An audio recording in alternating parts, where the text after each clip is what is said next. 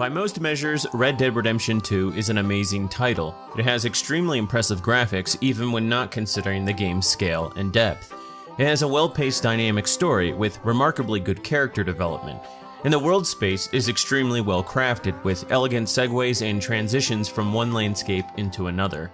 The gunplay is still pretty terrible, but in terms of both quality and quantity, the content to dollar ratio is really only rivaled by The Witcher 3 and previous Rockstar titles. Thus, the men and women at Rockstar Games, no matter what my opinions are on other facets of their game, definitely deserve a lot of praise for their technological and artistic achievement here. Rockstar is famous for its use of centrist satire when exploring the gray areas of American life, but Red Dead Redemption 2 often seems to trend toward a kind of moral particularism and nihilistic defeatism. While Rockstar has never claimed absolute historical accuracy in any game they've developed, Dan Houser called Red Dead Redemption 2, quote, an interactive homage to the American rural experience, unquote. But honestly, to me, the game came off more as an indictment than it did a homage. The game definitely has its moments, like John's proposal to Abigail in the epilogue, but the overwhelming sense I got was that America was built on a foundation of moral hypocrisy and corruption. In a Vulture magazine article, Harold Goldberg quotes Dan Houser saying that, despite its classical influences, Red Dead Redemption 2 isn't meant to be just a period piece. As most movie westerns reflect the era of their making, Dan says he hopes the game speaks to the present, quote, elliptically, but not literally. You know, we don't have this person meant to be like Donald Trump and this person like Barack Obama. It's more this sensation that we found interesting in the 19th century that spoke to us, and I hope it speaks to people about today's problems, unquote. Now, to Dan's credit, there aren't any direct ties in the game to a particular modern figure. However, there are definitely ties to modern perspectives within modern political movements, like feminism, the alt-right, and neo-Marxism. Without a doubt, these movements can trace their roots back to this era, but Red Dead Redemption 2 often uses these roots to comment elliptically, but not literally, on modern politics, and not in a very impartial way. The story takes place in 1899 and centers on a gang of criminal outlaws led by an idealistic leader, Dutch van der Linde, a northern man with a deep-seated hatred of the South. In some ways, Dutch is a proto-communist insofar that he insists on taking from the rich and redistributing their wealth to himself and whomever he deems worthy. But in his mind, he's a freedom fighter, not a criminal. They're gonna let a bunch of criminals go after what we've done. We are not criminals. We are outlaws. There's a difference? Of course there is a goddamn difference, and when you figure out what that is, you'll know what the hell we're doing.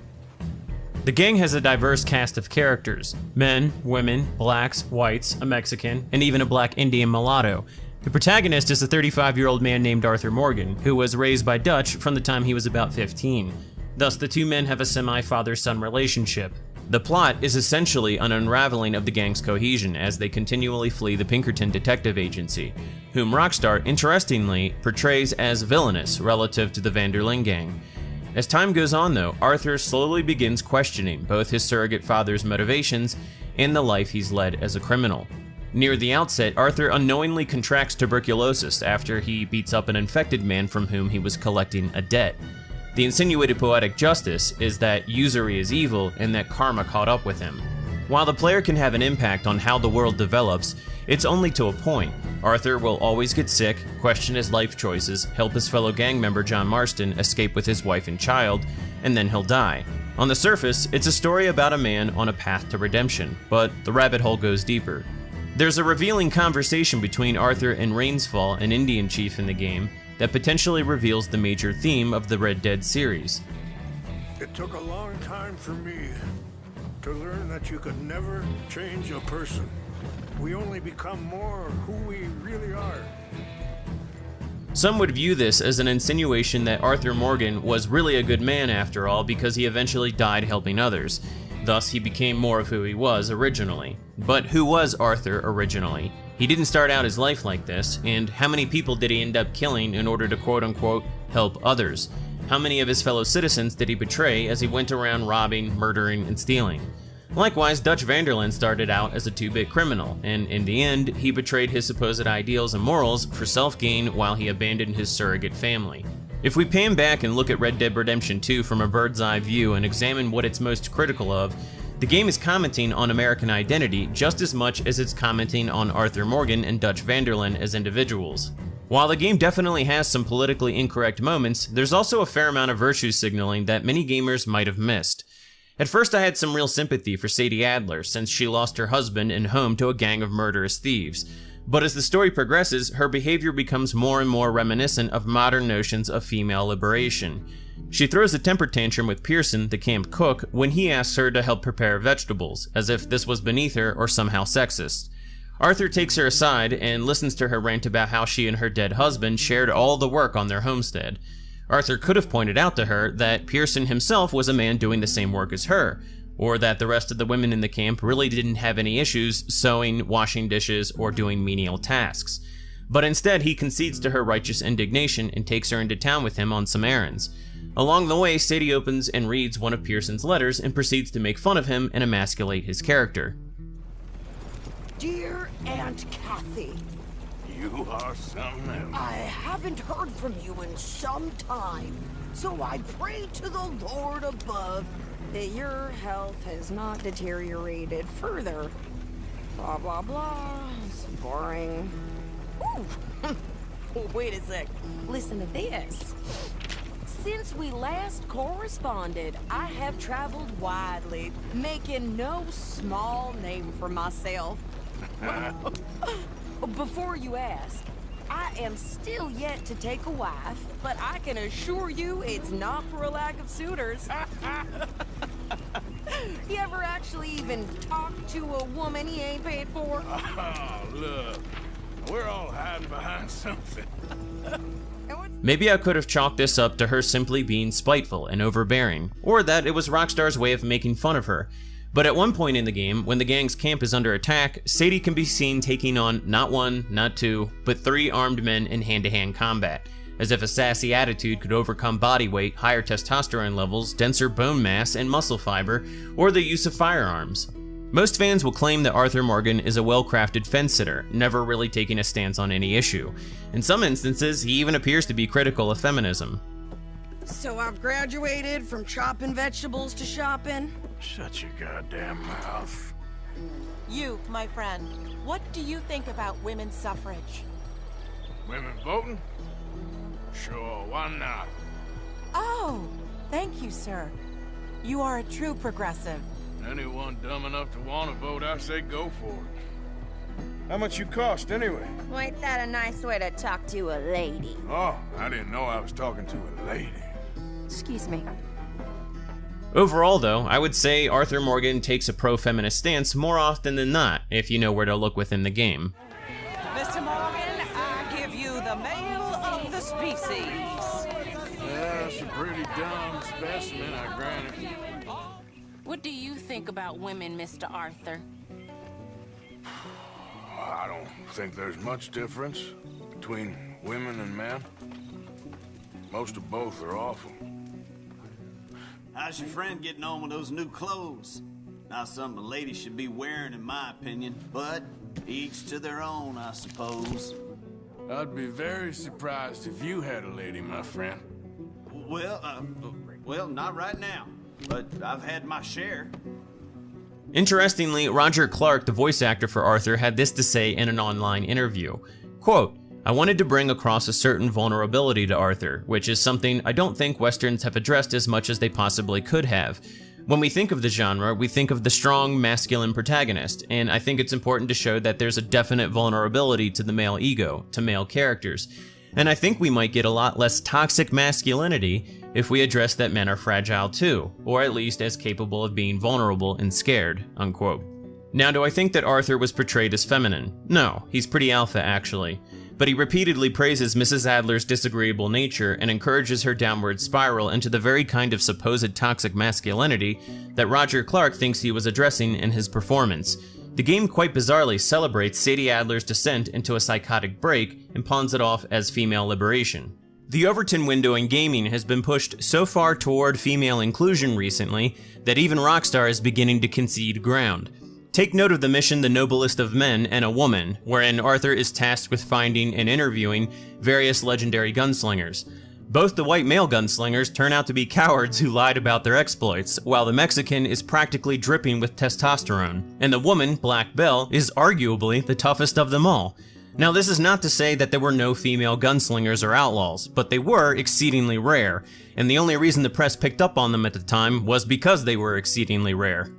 Another noteworthy moment was when Arthur Morgan met a black doctor whose wagon was stolen by racist whites. Without pause, he drops everything he's doing and gets to work retrieving the stolen wagon, while giving angry commentary about the injustice of it all. The thing is, by this point, Arthur had beaten a farmer in front of his wife, robbed a train full of his fellow citizens on vacation, stolen some cowboy sheep, killed half the town of Strawberry and Valentine in various shootouts, and robbed the grave of an old lady. Yet, for some odd reason, Arthur had an issue with a random black man being robbed of his wagon because according to his bizarre moral code, a life of crime is totally permissible as long as you don't target victims based on race. You okay there, mister? You need me to move? Move? Am I sitting in the wrong place? Excuse me? No, I didn't mean any offense, sir. Please. I don't get your meaning. I'm very sorry, sir. You have yourself a fine day, and I apologize for any offense I may have inadvertently caused. What are you drinking, mister? Nothing, sir. Nothing at all. Why are you acting so strange? I don't mean to. I'm sorry for any offense. How could you have offended me? I have no idea.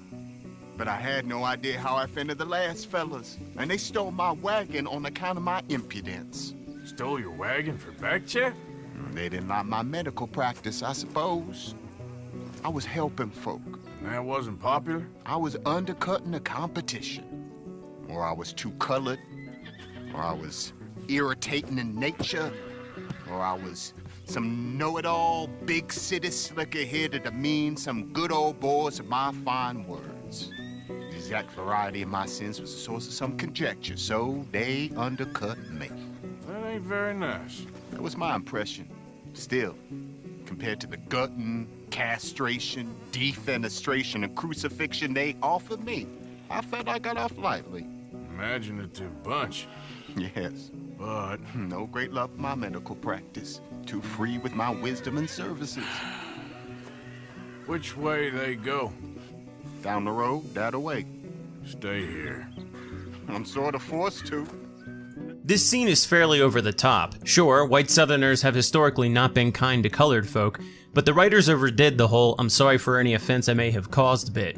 I understand that they were going for a comedic caricaturization of the mistreatment of blacks in the Jim Crow era, but Arthur would have at least been somewhat familiar with what the Doctor's overly apologetic behavior was alluding to. Granted, Arthur's from the Southwest and not the Deep South, but it's still a little odd that he's entirely unaware of the concept of Southern bigotry against blacks. Later on, Lenny Summers even has to explain the very concept to him while they're on a mission to rob a Lemoyne Raider outpost. This scene was a really cheesy way to show how colorblind Arthur is and how virtuous he is for it. This wasn't about exploring the black experience in the South or anything else. It was poorly done virtue signaling that gave players some bad white people to shoot at later. Here's something else to consider. In 1900, about 90% of the African American population lived in the South, and only about 1% of the total black population was employed as professionals. The reason I bring this up is because the Doctor in this scene speaks of having angered the locals because he was, quote, undercutting the competition. This is an extremely odd thing to assert though, given the context.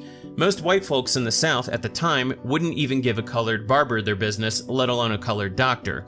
Moreover, bearing in mind the previous statistical figures, there would have been roughly 8 million potential black clients for 90,000 black professionals, not all of whom were doctors. The reality is that this colored fellow, being the intelligent man that he is, would have no reason to assume the risks of attempting to provide his services to the racist, unwelcoming citizens of Rhodes when he had a giant untapped market of African Americans elsewhere. The game's writers throughout the story make it abundantly clear that it's wrong to discriminate based on race, but what's interesting is that they often do so while repeatedly discriminating against the entire white Southern population. And by the end of the story, Dutch's motley crew has practically genocided the O'Driscolls, the Braithwaites, and the Greys. Nothing but nasty, miserable people. Yeah? Yeah, ever since them Greys moved here, a bunch of no-good white trash. You have finally lost your mind. Amongst these drunkards, hillbillies, and slavers? Good honest thieves like us. We're bound to be moralizers in a place like this. Oh, Sheriff Gray, you are back. This old crap. Huh? Thanks. Don't you understand? Those bastards have changed everything. I was a good worker. I took pride in my work. They took it away. Pissed on my legacy. Old man, some jobs ain't for saving. We're thieves in a world that don't want us no more. And some legacies, Oh, they are for pissing what on. are you doing? That's my history. Ah! God. Damn you! Damn you! I still exist!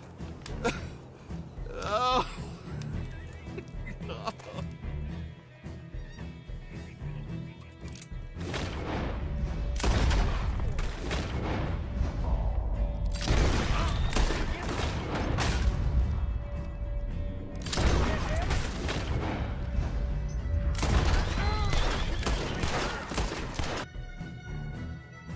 Come on!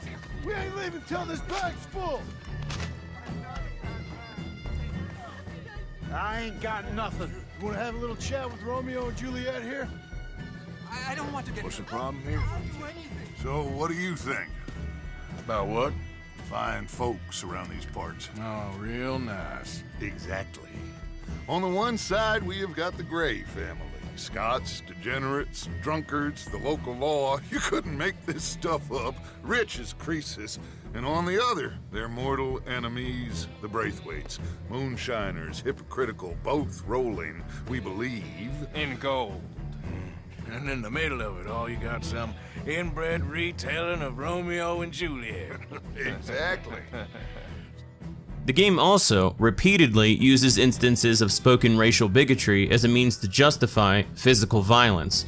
For example, when an NPC needs to be dispatched, they often make some offhand racist comment before the player is instructed to kill them. Listen, why don't you get out of here? You, Scarface, and your greaser buddy. Whoa! I don't like officials. Greaser, huh? I cannot believe someone gave a greaser a job. We live in strange times. Next, we'll be hiring Negroes. I know. I guess you were right. Only an idiot would give a greaser a gun.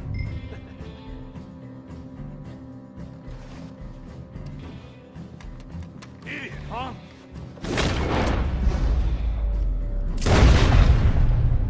Did you fools shoot those bison? Calm down, you black or red bastard, whatever the fuck you are. Did you shoot them? Yes, we did. We shot them bison, we'll shoot you too if you don't get. What business is it of yours? What? We... It's that business of mine! Good God, you're crazy! Another red flag for me in the game was the introduction of the character Charles Smith, with whom the player is supposed to sympathize because his father was a freed slave and his mother was an Indian. Charles Smith to me is a case of Rockstar trying to check too many victimhood boxes. Sure, there were definitely cases of Africans miscegenating with natives, but what Red Dead Redemption 2's story will never allude to is that many Indian tribes held slaves themselves until after the Civil War. The game insinuates through Charles' backstory that all Native Americans saw Africans as their equals, and that it was really only white folks who didn't. You know, Dutch is different. Oh yes, Dutch is certainly different. He treats me fair. Most of you do. And for a fellow with a black father and an Indian mother, that ain't normally the case. My father was a colored man. He told me he lived with our people for a while. A number of free men did, but when we were forced to move from our lands, the three of us fled. I was too young to really remember much. My whole life I've been on the run. A couple years later, some soldiers captured my mother. Took her somewhere. We never saw her again. We drifted around. He was a very sad man, and the drink had a mean hold on him. Around 13, I just took off on my own. The reality is that, just as there was disagreement within the white American community about the place of Africans within society, the same held true for Native Americans. In fact, to this very day, many people of mixed African-Native ancestry are not considered true Native Americans by some tribes. The second red flag with Charles was when he invites Arthur on a bison hunting trip, and he has a brief monologue about how his people lived as one with the bison, even going so far as to insist that he and Arthur should kill only one and no more. Shortly thereafter, though, they stumble upon two white men who've been killing multiple bison and leaving their corpses to rot. When confronted, the two men reveal that they were actually hired to do this and to blame it on the natives. What the hell are you doing? Why are you killing those bison and leaving them to rot? I don't know what you're talking about. God damn it, tell us or you're dead. Oh, okay. We were paid to kill as many as we could and make it look like it was Indians. Just kill him, Arthur. No, please, don't kill me. I'm begging you. All right, get out of here. Just don't shoot me, mister. I got a family. And run away. Why did you do that? He didn't need to die. Maybe he'll go tell his friends now what happens to poachers. I've seen enough of this. I'm heading back. Okay. I'm gonna see if there's anything worth taking from their camp. I'll catch up with you later. We're trying to reform society to a kinder, truer, better way. Now, of course, there's gonna be casualties. We ain't your idea of charity. Is that clear? The game appears to want the player to take this scene seriously as some grave injustice and to use it to elevate the moral standing of Charles and Arthur. But Arthur and Charles rob, cheat, and murder people for a living. How exactly are they morally superior to these two men? Now, I realize that Charles himself points out their gang's own hypocrisy on several occasions, but to me, it appears that this was a cheap mechanism by which Rockstar was attempting to have its cake and eat it too. Moreover, the game promotes a legendary animal hunting system revolving around killing the most rare of animal species in the region, not to mention that Arthur himself leaves the corpses of animals behind to rot after killing them. I suppose this was due to development limitations, but still, the bison hunting mission came off as a heavy-handed virtue signal from someone who watched Dances with Wolves way too many times and never considered any other sides of the story. Box burning was a common tactic used by Native Americans to hunt bison that involved setting simultaneous fires on all four sides of a herd. American historian Larry Schweikart recounts that some folks traveling the plains in 1804 observed entire herds charred from Indian fires. Another strategy employed by natives was the buffalo jump, which involved luring a herd after an Indian dressed in a buffalo skin. Once the herd was at full speed, the man would lead the herd to a cliff and leap to a small ledge, while the buffalo careened over the edge to their deaths. Both strategies led to extreme waste and inefficient use of resources. Schweikart writes, quote, "Estimates made in the 1850s suggest that Indians harvested about 450,000 animals a year, and some think the figure was far higher than that. After stripping the best meat and some useful parts, the Indians left the remainder to rot. The stench permeated the prairie for miles, and many a pioneer came across acres of bones from buffalo killed by the Indians before they moved on." Unquote. While Europeans definitely overhunted the bison, one of the reasons the bison are still around today is because the American government classified them as a protected species, and they created reservations for them. Now, this is not to say that Europeans didn't do anything wrong here. General Sherman was particularly pragmatic and brutal in his push to subdue the natives, and he encouraged policies that would reduce the number of bison in the plains as a direct means of undermining the ability of Indians to resist Western expansion. However, he used the very same brutal pragmatic tactics in his decimation of the southern population during the Civil War, and yet pop culture only seems to demonize him for the former, not the latter. The very same military force that is often praised for the destruction of the Confederacy was almost immediately turned around onto the Native American population and the bison in the West. Again though, some scholars today believe that the American bison were already on a trajectory toward extinction even had the US not begun expanding further west. Droughts had historically kept the southern plains mostly free of bison between 500 and 1300 AD. And during the 19th century, droughts of more than 5 years' duration struck the Great Plains 4 times at roughly 20-year intervals. During this same time, Native Americans had begun using horses and modern firearms to hunt the bison with increasing efficacy, and the very introduction of horses to the Indian Plains cultures most likely caused sustainability problems for the bison, as millions of horses fed on the same prairie grass and drank from the same water sources as them. All of this happened on top of any US Army policy in the second half of the 19th century. Thus, the demise of the American bison probably should not be reduced to any one factor, and most likely warrants a more nuanced and detailed discussion and analysis. Moreover, I don't think we learn anything from history when we reduce the Indian Wars to a one-dimensional affair wherein only the Europeans are considered the aggressors. The Plains Indians themselves had been fighting with each other over this region for centuries. This is not a justification for the fate that befell their glorious cultures, but let's be honest, had they been able to kill off all the Europeans or halt their expansion, they probably would have done so without mercy. In a separate attempt to avoid depicting Native Americans negatively, Red Dead Redemption 2 uses the Skinner Gang during John Marston's epilogue to replace Native American violence against settlers on the frontier. It would have been politically incorrect to depict any facet of Native American behavior negatively, but since the writers probably still wanted to portray some of the savagery of the West and the frontier, they just pretended that there were gangs of dirty old white men running around taking scalps and burning folk alive. While I'm an admirer of Plains Indian culture, these people were not innocent of any wrongdoing. The Cheyenne, for example, often captured white female settlers and used them as prostitutes. One such account is of Catherine German and her sisters.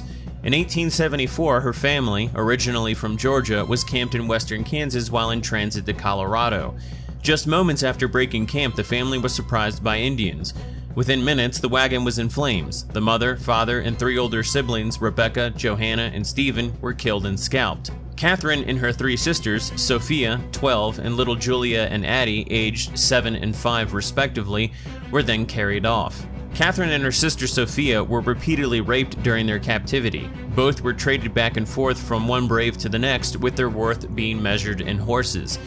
Their experience was not uncommon either, yet you'll rarely hear about it or others like it in any mainstream accounting of Native American behavior.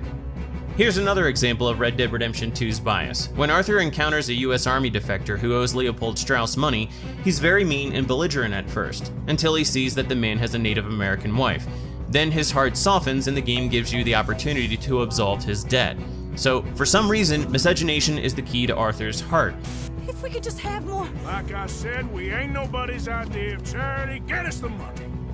This scene also leads players to believe, once again, that Native Americans were totally fine with men from outgroups taking their women as brides. Also, interestingly, for all Arthur knows, this fellow could have kidnapped this woman, not unlike Charles Smith's mother was kidnapped by American soldiers when he was a child. The game also massages the theme of European exploitation of the environment. There's a dynamic logging site that evolves as the player progresses through the story. At the outset, it's full of trees and bustling with human activity. By the end of the game, though, it's completely barren. The sentiment the player is left with is how horrible exploitation was in the American frontier, which in many ways it was, but pop culture for the last several decades has relentlessly demonized the historical actions of Europeans in this regard, while falsely promoting all indigenous peoples of the world as saintly custodians of Mother Nature, and I've grown quite tired of it.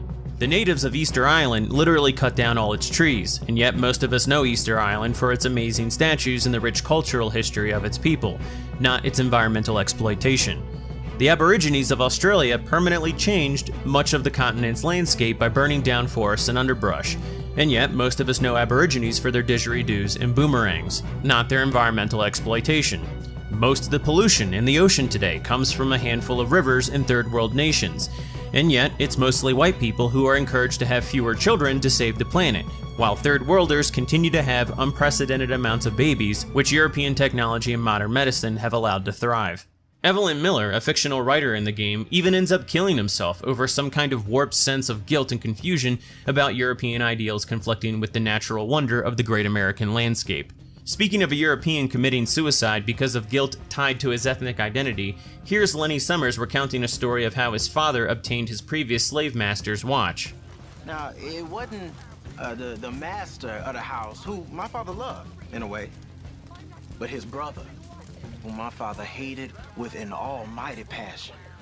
He'd beat the slaves almost nightly, whip them, rape them.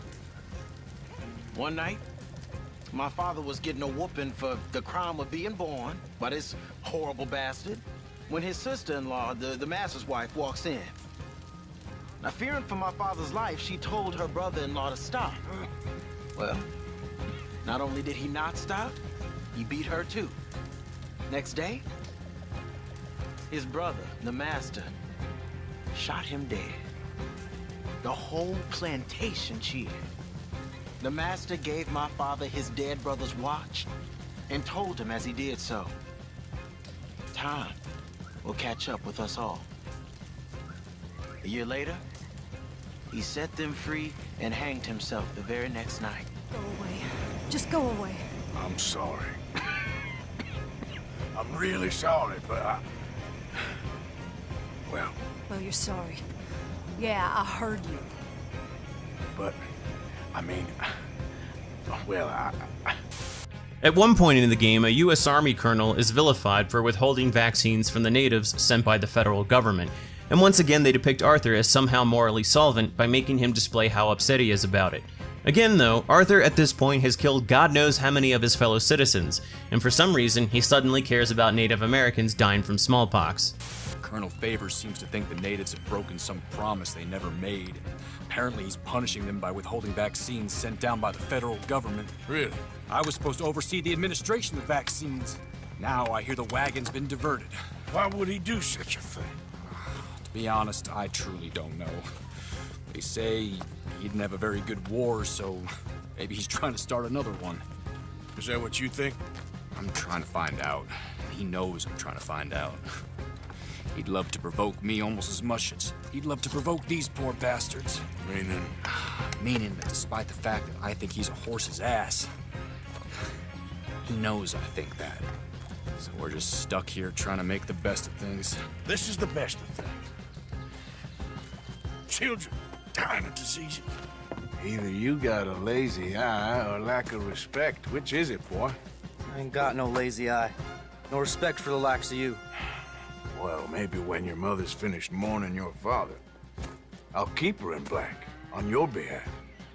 Later on, in the mission The Fine Art of Conversation, the US Army is further reduced to a one-dimensional caricature of historic treaty violations with the Indians. The colonel even makes comically overt insults to Rainsfall. Arthur overhears a plot to arrest and hang the only captain who's been an ally to the natives, and after this, you help the guy escape while killing countless army soldiers, all of whom we're to assume are evil, I guess, because the general said some mean things to a native. The game also takes some jabs at one of the greatest European inventors of all time. At the outset of the side mission, a bright bouncing boy, Marko Dragic, a proxy for the real-life Serbian-American scientist Nikola Tesla, demonstrates his remote-controlled boat to a potential investor in Saint Denis, and at one point, a man resembling Thomas Edison, Tesla's real-life rival, heckles Dragic, claiming that he's a fraud. This is clearly a reference to the current wars between Edison and Tesla in which they argued over AC and DC power supplies. The writers at Rockstar Games repeatedly jest at Tesla's overall character and depict him as rude and egotistical, as despising and looking down on his adopted American home, and as a sniffling manipulator out to swindle investors. Fantastic. You Americans are nothing but shysters and traitors and slippery-tongued bullsuckers. I'm inclined to agree. Still, the investors will not come. Just a couple of old ladies and a moron. Ladies, please. Ladies! Gentlemen! Enchanté. Hello. Hello, sir. The scene where Dragic demonstrates his radio-operated boat actually took place in Madison Square Garden, and was witnessed by quite a very large crowd of spectators who were so awestruck by Tesla's boat that some believed there was a monkey inside that was trained to pilot it. Tesla toyed with the onlookers by instructing them to ask the boat questions like, what is the cube root of 64? And then he would flash the answers with lights attached to it. However, the scene in Red Dead depicts Dragic as actually believing that the boat itself truly possessed some kind of basis for life. At first, I figured this was Rockstar's way of portraying Tesla's real-life prank, but eventually an observer asks Dragic if he has military applications in mind for his toy boat, and he replies very seriously that the boat is the, quote, transmigration of the soul. In real life, Tesla indeed intended his technology for military use, and I highly doubt that he actually thought of radio wave operation as the transmigration of the soul. The writers also placed some very odd notes in the guy's laboratory, suggesting that his real-life goal was to take over the world with automatons. Haha, I guess. Now, Tesla was certainly a very strange fellow, as are most highly creative geniuses with eidetic memories, but he was probably one of the very few true philanthropists we've ever seen, especially in the robber baron age. Despite his inventions and ideas having revolutionized civilization and making everyone around him extremely wealthy, Tesla died an extremely poor man while still dreaming of providing the world with limitless energy. It's quite interesting that Rockstar poked fun at him when their company literally would not exist without his contributions to the modern world, and when they themselves nickel and dime consumers with various microtransactions. What's also odd about Rockstar's jabs at Tesla is that the game includes an entire mission on the invention of the electric chair, and the writers all but openly declare how immoral the concept was. Seeing how Thomas Edison funded the electric chair's development and recommended that it use an alternating current instead of direct current method, it would have been more fitting to take some jabs at Edison rather than Tesla. Edison was privately against capital punishment, but had been electrocuting animals publicly using alternating current in hopes that it would tarnish the reputation of Tesla and his partner Westinghouse. In any event, the electric chair may arguably be immoral, as may be capital punishment in the modern era. However, depicting the real-life inventor of the electric chair, as Rockstar did, is not fair or accurate. Alfred P. Southwick, the real-life dentist who came up with the idea, did so after observing various linemen being killed by high voltages while working on electric street lamps. These men had been rendered unconscious and killed pretty much instantaneously. Thus, Southwick saw the potential for a more humane method of execution than hanging, which in some instances could take up to 30 minutes to kill an individual if the proper calculations were not made to snap their neck after falling. Now, it's true that the first electric chair execution didn't go very well, but William Kemmler, convicted of murdering his wife with an axe, was rendered entirely unconscious after the first passage of 1,000 volts. While subsequent attempts were necessary to stop his heart and the damage done to his body was pretty gruesome, the man was not conscious for any of it. Essentially, Rockstar is making fun of Southwick and his colleagues for their arguable ignorance and diluted senses of morality with the advantage of 2020 hindsight. Perhaps this is because they're against capital punishment. That would be odd though, since the entire game is centered around the player dispensing their own capital punishment using various means of violence. Sure, the game often rewards the player with karma points for sparing people's lives, but there are entire missions that revolve around and force the player to kill people in revenge. It's easy to view Rockstar's narrative as being focused on the moral ambiguity of life, but in reality, the game has its own sense of justice, and it's not very impartial.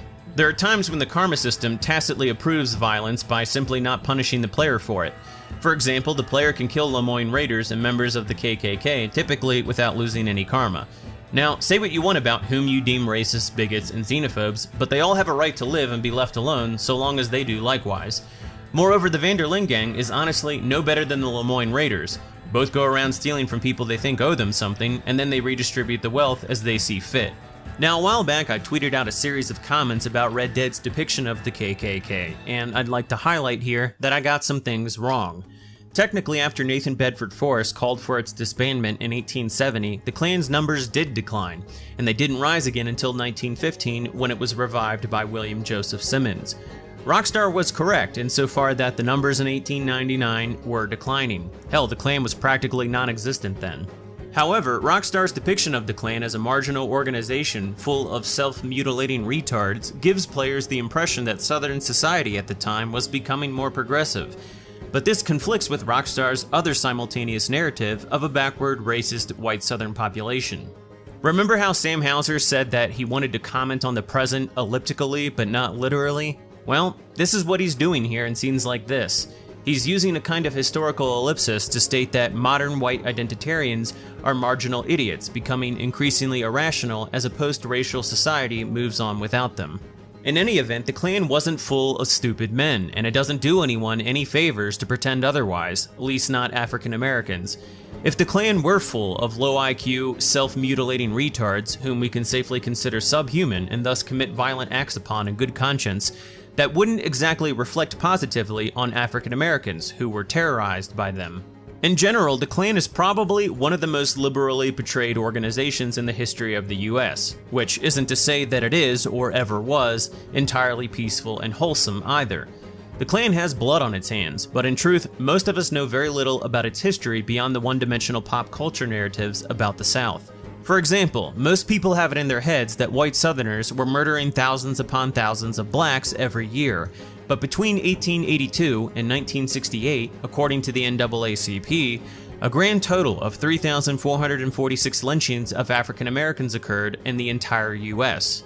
Now, to be fair, there were other murders and mutilations committed by the Klan and white Southerners that are not reflected in these figures. A new initiative pulling heavily from the efforts of African American scholar Monroe Work cataloged the total number of African American lynchings at about 5,000 between 1835 and 1964. While no one can claim to have cataloged each and every instance of racial violence in the US during this time span, these figures do give us a general idea of how much lethal vigilante justice occurred in America during this time. In an attempt to account for any lynchings and racial violence not reflected by these figures, let's say that white American mobs and individuals killed about 10,000 African Americans between 1835 and 1968. That's over double any official account that I'm aware of. To put these figures into perspective, African Americans have killed about 324,000 fellow African Americans in the last 35 years alone. That's about 9,000 each year, which suggests the possibility that blacks have murdered just as many blacks in a single year as did the Klan in its entire history between 1866 and 1968. Now, this is not a justification for the lynchings, but Southern violence against blacks has been exaggerated and mythologized to such an extent that rational discussions about it are no longer possible. The Klan came about after the end of the Civil War, when the overwhelming majority of blacks still lived in the South and vastly outnumbered the whites there. What folks truly seeking to understand the situation need to take into account is that within the span of half a decade, white Southerners had all their infrastructure destroyed, their economy was in shambles, and millions of former slaves suddenly outnumbered them and had equal political rights. That's an extreme amount of change that no one in their right mind should expect to go smoothly. Moreover, if you examine areas of the world that have transitioned rapidly from white leadership to black, you can begin to understand a little further why Southern whites reacted the way they did. Black Haitians literally killed all the French when they took over the colony in 1791, including the women and children. The Confederates even cited this as one of their fears of a liberated black population. Again though, this is not an attempt to portray the Klan in a positive light. The point here is to try to understand the motivations of white Southerners beyond the notion that they were just stupid, irrational, inbred trash. Speaking of which, Red Dead Redemption 2 also furthers the myth that there's a high occurrence of incest in the South. What? Women's suffrage. Around here, they don't even like men voting. Bring back the monarchy given half the chance. Progress is a dirty word in these parts. Unlike incest. Excuse me? I don't want to marry my cousin Matilda. I want to marry Penelope. Free country? No. Go away. Stranger, I'd run if I was yous. We're gonna need to be careful. They're animals. Everyone is terrified of them.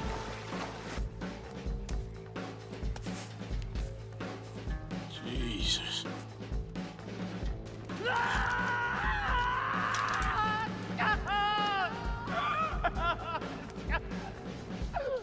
Interestingly, because of frequent first cousin marriages, Pakistanis in the UK account for the majority of defective births there. Jews also have neurological disorders because of their high level of endogamy, and certain Indian groups suffer from high occurrences of diseases due to recessive genes.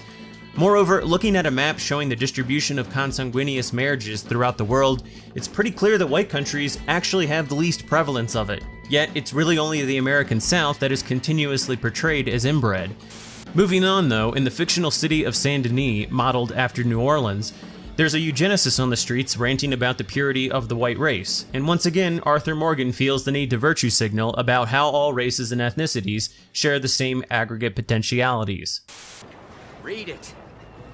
It's really interesting stuff. I explain, using real science, why we whites are under attack, and what we must do to fight back. Under attack? Yes, under attack. People aren't the same, sir. I mean, white people are the same. And all the other races are trying to kill us. I don't want to die, sir. I got friends who's Mexican, friends who's Indian. I've known blacks, Irish, Italians, good and bad and all. I've known good white people and bad white people. And above all, dumb white people. sir, are a real fool. How can you possibly believe in equality? I've never heard such nonsense in all my natural-born days. This man believes people are equal. Speak for yourself, sir. Speak for yourself.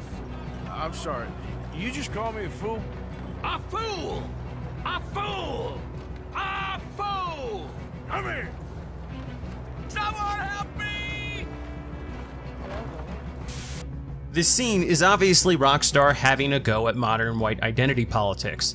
Now, while some of the basic sentiments conveyed here are based on historical fact, the man's behavior is an insincere parody. I'm assuming this character is based off of Madison Grant, who wrote a book in 1916 called The Passing of the Great Race. In it, he articulates concerns over miscegenation, immigration, and declining white birth rates, but nowhere does he express worry that the other races are, quote, trying to kill us. His concern was that unending immigration from non-Nordic countries would inevitably lead to an extinction of America's founding Anglo-Saxon stock and a fractured political landscape. What I find terribly amusing about all this is that while The Atlantic writes articles about how crazy Madison Grant was, the Huffington Post is celebrating white replacement with a tongue-in-cheek video about how terrible whites are going to be treated in 2044 when they're an absolute minority. Now, think what you want about all that, but the consensus in the early 1900s was that Northern Europeans, despite having different cultures and languages, were more or less a genetic stock of people. It's true that in the early 1900s, Franz Boas was fleshing out his own brand of anthropology, but in 1899, both the public and the scientific community overwhelmingly viewed race as a very legitimate concept. It would take Franz Boas and his colleagues a very long time and a lot of scientific fraud to convince the public otherwise. The reality is that this gentleman should not have been presented as some 2-bit nutcase on a side street. Views very similar to his own were widely printed in major journals, newspapers, and other publications. Rockstar purposefully depicts him as a weak man forgotten by a progressive society that was moving on, because Rockstar wants to combat the revival of racial science today. Remember, Dan Houser wants to speak to the present elliptically, but not literally. Given the historical context, however, it really is odd that a murdering, bank-robbing petty criminal like Arthur Morgan would feel so strongly about what this fellow was saying. Perhaps this is because Rockstar wanted to convey how morally bankrupt America was by portraying a gang of outlaws as its moral superior. That might explain a lot of things that Dutch van der Linde utters throughout the game. Hey, Bill, you were a sharpshooter in the cavalry, weren't you? What? When we get there, maybe you could help with the suppression fire. I never said I was no sharpshooter. Oh, that's right. What was it? The nation's most loyal latrine digger, wasn't that it? Yeah, well, I fought, and I fought well. So you always tell us. You taught me something you could do with learning.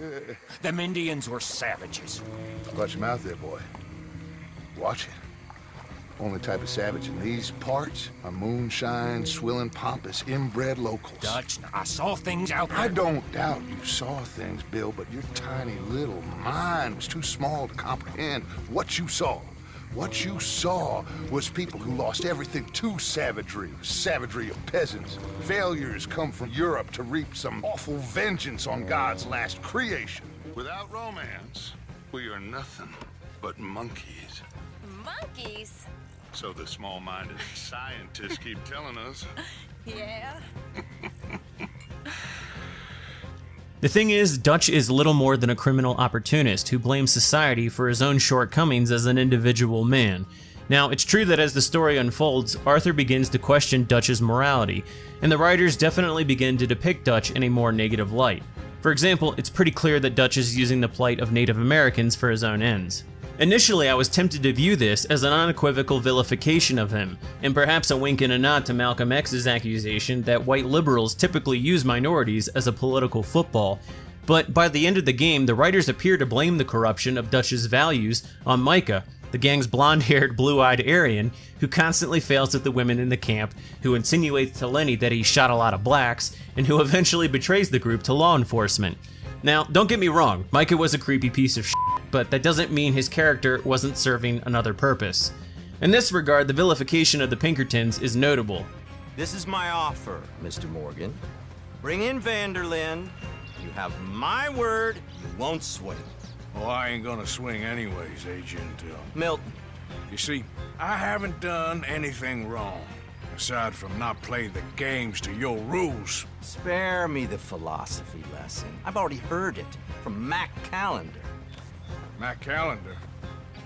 He was pretty shot up by the time I got to him. So really, it was more of a mercy killing. Slow, but merciful.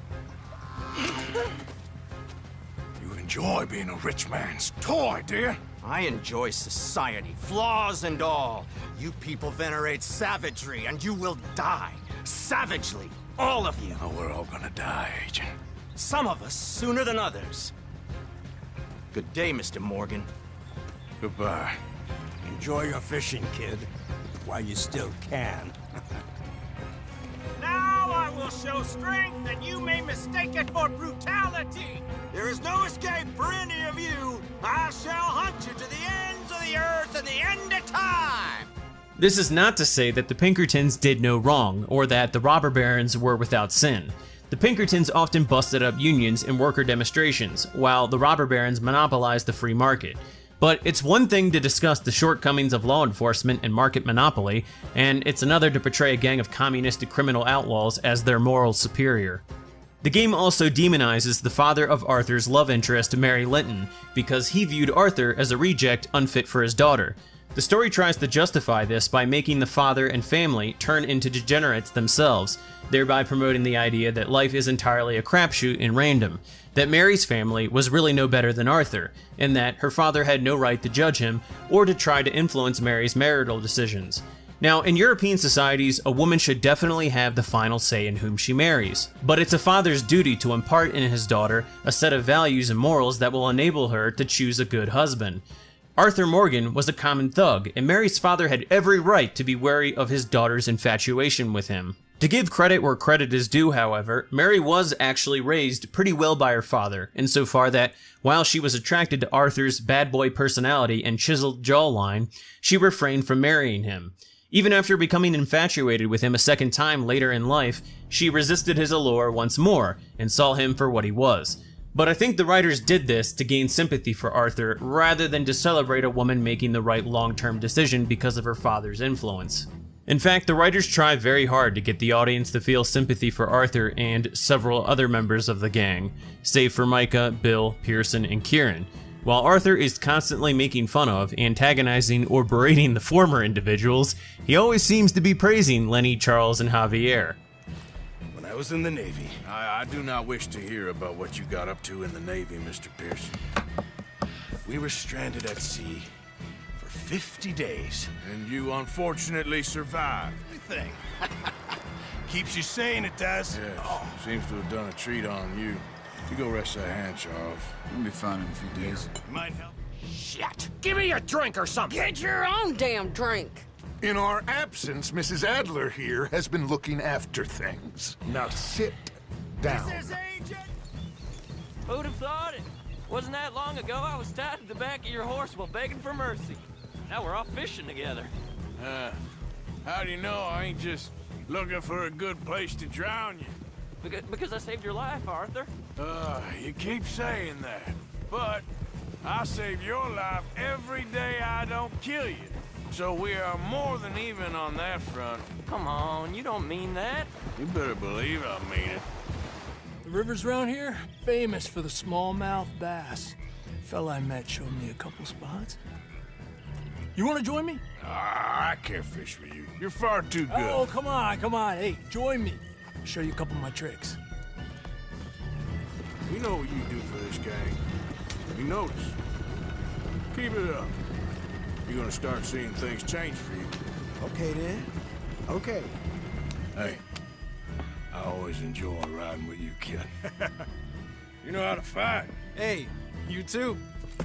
Anytime, Arthur. Now, to be fair, the attempt to portray anyone in the gang as a victim came off really odd.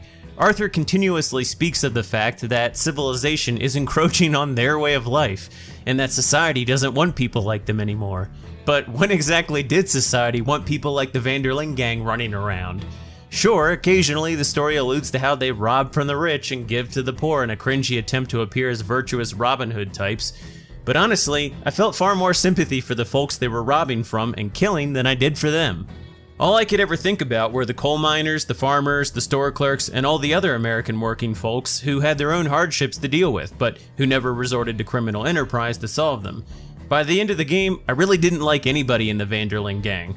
I really did appreciate the epilogue, insofar that it was pleasant to watch John Marston become a responsible father, and I also enjoyed Abigail's sense of satisfaction once she was able to build her family a proper nest.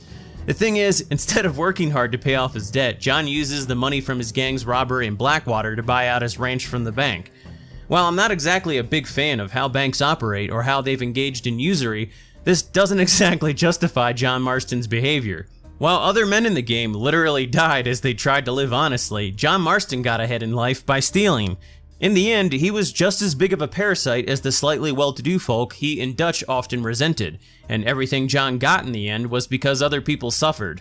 The whole presentation of Abigail and John's redemption is one that suggests to people that you can just go around whoring and robbing your whole life and still fix things in the end. And if you can't, then, well, it's because civil society is cruel and won't let you start over with your new wholesome life of family values with all that money you stole. In fact, the game regularly obfuscates morality by behaving as if one act is as meaningless as the next. Take for example how Sadie Adler and John Marston discuss the ambiguity of bounty hunting. It's an odd thing, isn't it? We'll take $200 from a sheriff who might be crooked himself to go get a bounty, but we won't take $2,000 from an outlaw just to let him go. If that kind of offer is tempting to you, then go right ahead, but not when you're on one of my jobs. I never said I was tempted by it. I just said it was an odd thing. How we'd take money from one but not the other. Everyone's got to choose what they're loyal to. Themselves, God, the state. If a bounty hunter wants to last, the loyalty's got to be to the one that's issuing the bounties. Plain and simple. I got a reputation for honest work. So, everyone with a price on their head deserves it, you think? Sure. No, I don't know, usually. If I got into who deserved what, second-guessed every poster, I'd tear out all my hair before I put a rope on anyone. If the price is high enough, you got to trust there's a reason they said it. I hope that rationale works out for all of us. Perhaps it's an odd thing to John because, at his core, he's a man with no sense of moral responsibility to society at large. The fact that he's confused about this at all is really quite telling, and ironically gives some credit to the concerns of the eugenics movement. John Marston's father was a drunk who was blinded in a bar fight, and his mother was a prostitute, and Jack, their son, despite everyone's best efforts, didn't escape the cycle in his family either. That's 3 generations of social delinquency, so in the end, Arthur died trying to save John so that John could save his son, who ultimately became just like his father. Now, I'm not a proponent of eugenics myself, but I don't deny the validity of its underpinnings, and I find it comical that Rockstar's story makes a concerted effort to condemn it, while their character's behavior often supports it. In any event, one of the reasons that Western society has thrived until now is because we've had strong religious and cultural institutions that put pressure on these types of folks who were predisposed to criminality. And interestingly, Rockstar repeatedly trashes Christianity. Have I been bad again, Mr. Morgan? I'm sorry. I wish I was different. You ain't the first to put his hand in the collection box, and you won't be the last. Rests a little easier knowing church has been taking more than they need off poor folks since time began. Hello. Hello. What do you want? I'm not quite sure. Oh. I'm not coping very well with life, my friend. He won't send me the message. He won't. I've been here for years, and nothing. Now, to be fair, the church is painted in a somewhat positive light at times, but it's conspicuously only when a monk asks Arthur to help him free some Latino slaves from an underground market, or when the church is represented by a black woman. So for me, Rockstar's view of Christianity varied based on whatever narrative they wanted to prioritize at the moment. So, is there an overarching message within Red Dead Redemption 2? Most people will say no, and that I'm a total Nazi nutjob for having made this video, but more often than not, the game is highly partial to a critical perspective of America and of the Europeans who built it, while it generally refrains from criticizing or satirizing the historical involvement of non-whites in a negative way. That said, the narratives in the game stack up on top of each other in a very particular way. Dutch van der Linde is initially praised for his ideals, but later condemned for his betrayal of them. On one hand, this could be Rockstar showcasing how the behavior of white liberals' self-delusional and sometimes disingenuous behavior can add up to a net negative for the minorities and outcasts they claim to champion. On the other hand, Dutch, Arthur, and John never truly escaped their past.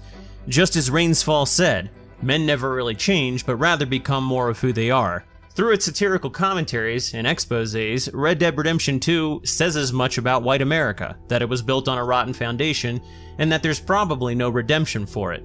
Even within the tiniest nooks and crannies of the game, there are often details that tend to support this conclusion. The game also, without much question, promotes moral particularism and nihilism, but interestingly, only up until matters of race and sex enter the equation. Sadie Adler once told John Marston that we all have to decide what we're loyal to in the end, suggesting that it really doesn't matter what we're loyal to, it just matters that we're loyal to something. But what if some of us decide that we're loyal to race, ethnicity, and traditionalism? Would Rockstar ever portray such behavior as being morally inconsequential?